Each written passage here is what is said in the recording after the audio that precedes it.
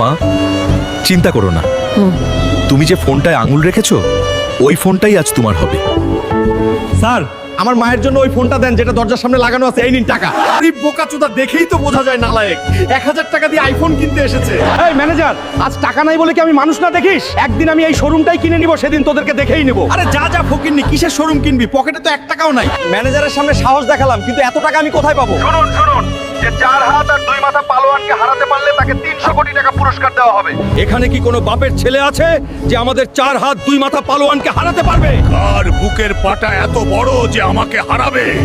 আর আছে এত বড় সাহস? আমি হারাবো এই দানবীয় পালোয়ানকে।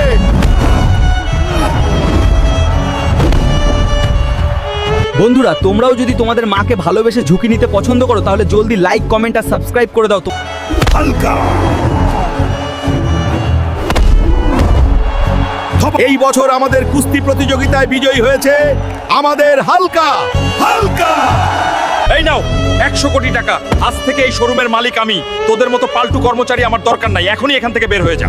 সরি হালকা, এই নাও মা তোমার আইফোনটা। পাগল ছেলে, এত দামি ফোন আমি কি করব? কই দামি এটা, তোমার চেয়েও মূল্যহীন। তোমার জন্য আমি সবকিছু করতে পারি মা।